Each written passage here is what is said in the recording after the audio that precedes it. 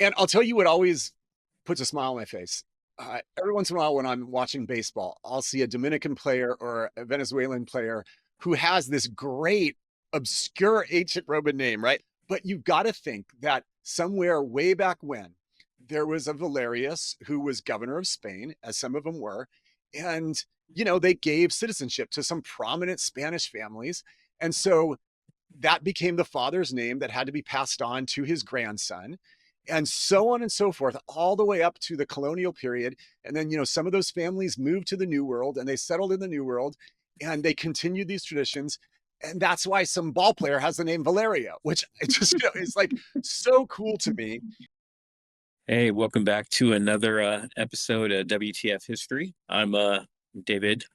Got my co-host here, Mike. Gee, you sound so thrilled to be here, David. You sound so thrilled that I'm here with you on this beautiful rainy day in Southern California. I know, man. You look like you're about to go shovel snow. Someone asked if I killed a sheep on my way here, but Are you?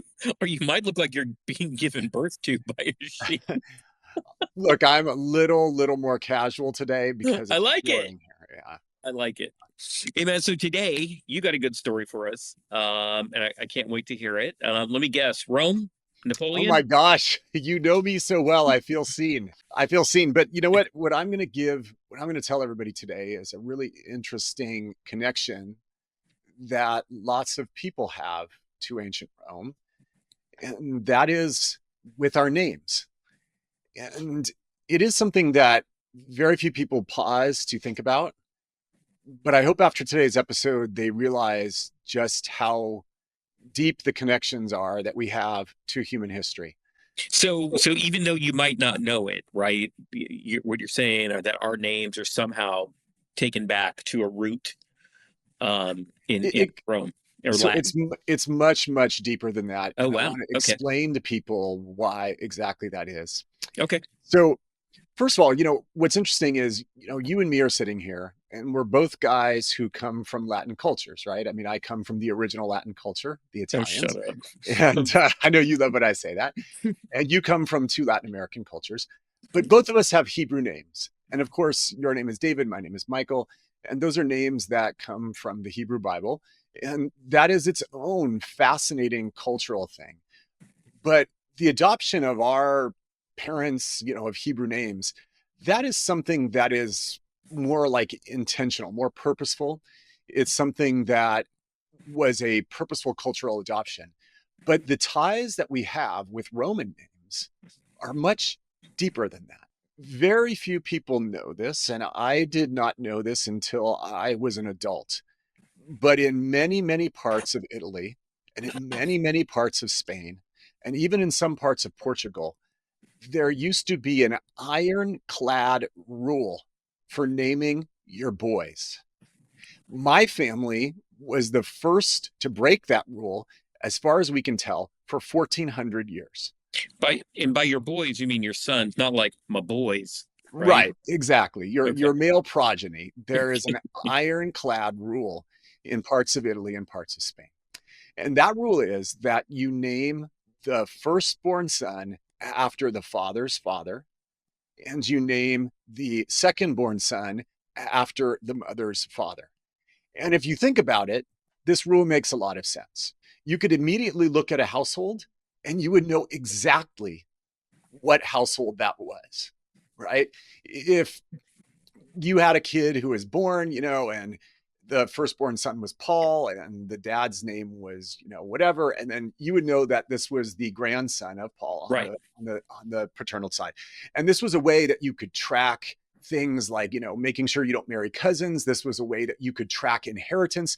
If you think about it, this rule really served a brilliant purpose for much of the last 2000 years, before there were things like birth certificates and county registrars and things like that.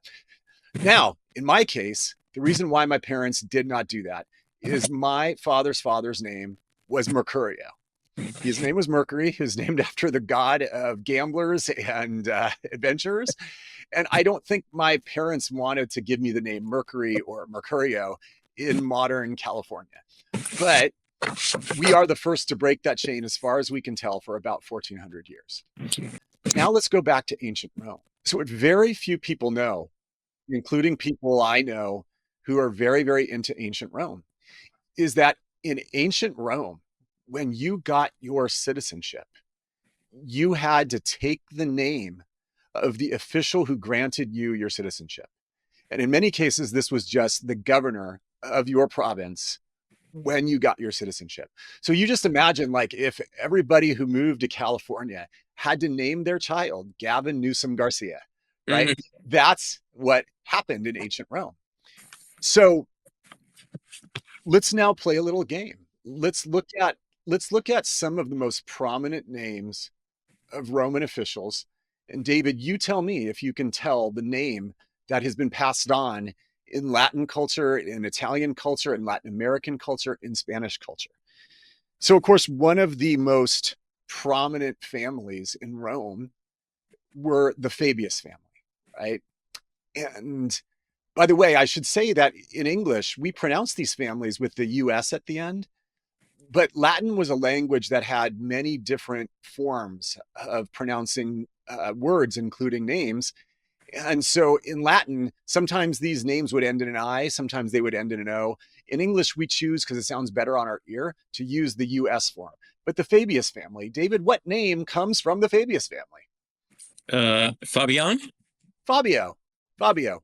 In all of these names, right, you chop off the US, you put an O, that's the masculine name. Oh, I see what you're saying. Yeah. So every Italian named Fabio, or large percentages of Italians No. named Fabio, they were named after their grandfather, who was probably named after a grandfather, going all the way back Oh, okay. to when they got their citizenship in ancient Rome. And the official was probably, like Quintus Fabius, the great general who defeated Hannibal, so on and so forth. You're getting the picture. Yep. Okay, let's go through another one. I mean, look, Mark Antony. What was his Roman name? Marcus Antonius. He Marco. governed several regions. What's the name? Marco. Well, Marco's the first name. That's one of the rare first names that made it. Antonio. Remember, yeah, Yep. you had to be named after family name. Yeah. Everybody named Antonio, right? At some point, I'm not saying everybody, because some people just choose the name Antonio. Mhm. But a lot of people, if they followed the Roman naming conventions, they got their ancestry from Marcus Antonius. And then Okay? Anthony is just another form of Antonio. That's just Right. the English form. Yeah. Yeah. Yeah. As a matter of fact, when you look at the names of Roman patricians, this was the upper class, and you look at the name of the Roman plebeians who achieved that upper class status, these families that were given the governorships of all the different provinces in the Roman Republic and the Roman Empire, their names have come all the way down through history to us today. Let's just look at a few of these names, like the Emilius family. So anyone you meet who's named Emilio, right? They have that tradition. The Claudius family, people named Claudio or Claudia. The Cornelius family, right? I'm always amused when you'll meet someone and their name is Cornelio, right? But that comes from that family. The Julius family, right? I mean, obviously Julius Caesar, that was his big clan. Yeah. Italians Julio. named Giulio and Julio, right? Right. That comes directly from that. There was a time where everybody in Gaul, because Caesar was the governor of Gaul before he became dictator of Rome, and when he granted them citizenship, everybody in Gaul, every male, was named Gaius Julius blank. And the Romans did that because they knew that a lot of these tribal people had one name. It's like, I am Vercingetorix, right? Yeah. But when the Romans gave you citizenship, they had to enroll you in the census and all these things. And so they would call you Gaius Julius and then your Gallic name. So Gaius Julius Vercingetorix or whatever, right? And you think about this. So there was a whole country that had this name. And then the people, or all of them who were citizens, had this name. And then those who followed the naming convention, again, naming the firstborn son, so on and so forth, and had this unbroken streak of sons, that is why those names exist today. Does that blow your mind like it blows Yeah, my it mind? I mean, does. you don't It seem that does. impressed by this. No, I mean, no, it does. I mean, I'm just listening.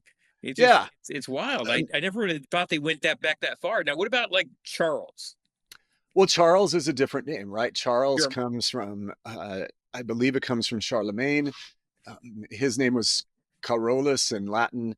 That's totally different, right? There's no such tradition in the northern countries, but this is almost like a lot of people have these names by operation of law. There was the Roman citizenship law, And then there's these naming conventions that persist to this day. And even if you think about it, right? Even if a family broke the naming convention, let's say, your grandfather was Octavio from the Octavius family, or Aurelio from the Aurelius family, and you didn't go exactly in order. You didn't name your kid after your father's father and the second born kid after your mother's father. But let's just say you had a name and this was like, oh, this is a traditional name in our family. I wonder how many people grasp that that name goes all the way back to ancient Rome. I don't think any of them do. Honestly, I'd never heard of this before now. And I'll tell you what always puts a smile on my face. Every once in a while, when I'm watching baseball, I'll see a Dominican player or a Venezuelan player who has this great obscure ancient Roman name, right? Like it'll be like, they're named after like some random like Valerio, right? And they're named after the Valerius family, which was, as you know, very, very prominent patrician Roman family, right? And I cannot help but thinking, I don't think about colonialism or anything like that, because No. ultimately names are chosen by parents, right? Right. And we have these cultural ties to one another. But you've got to think that somewhere way back when there was a Valerius who was governor of Spain, as some of them were, and they gave citizenship to some prominent Spanish families. And so that became the father's name that had to be passed on to his grandson, and so on and so forth, all the way up to the colonial period. And then, some of those families moved to the New World and they settled in the New World and they continued these traditions. And that's why some ball player has the name Valerio, which it just, is like so cool to me. And every once in a while too, what I'll do just when I'm feeling really stupid is I'll meet someone named Sergio, right? And I'll be like, I see, named after the ancient Roman family. He'd be like, what are you talking about? He does not know. I mean, Sergius Catalina, right? The Catalan conspiracy, the guy who very, very prominent, Roman family, dishonored now because of their rebellion during the Ciceronian era. But just so fascinating, these connections that we have to ancient. Yeah, no, that is incredibly fascinating. I can honestly say that is something that, I mean, I know that there are always ties that go back, and I know what intrigues me always are the different versions of the same name in different languages. That a Carlos and a Charles, right? Sure. Those things always fascinate me, but I had never ever given thought about the lineage back. I didn't know that those lines were drawn so tightly then. No idea. Yeah. I mean, it's really fascinating. And for those of you out there who have one of these names and you love Roman history, it's just something to ponder as you think about Rome twice a day. I've always thought about that with my last name, because there's Yeah, obviously a Latin tie, Quintana, with for sure. Quint. For So sure. I've always tried to look that. I guess it means 5 people named Anna. I don't know. No, Uh, it means that at some point there was the fifth born son. But I will tell you that one of the most prominent patrician families, right, was the Quintius family. And that's what I was thinking they when you go said it. way, way back, like to the earliest days of the Republic. And there was the famous general for Augustus who tried to overtake the Germans. And yeah, Mhm. Yeah, no, I was thinking of Quintius yeah, when you said that.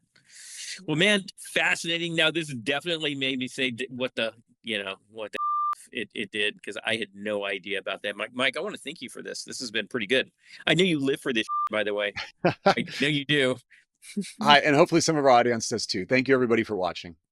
Hey, if you like what you hear, like and subscribe. It really means a lot, and we would love to have you coming back every week. Thank you.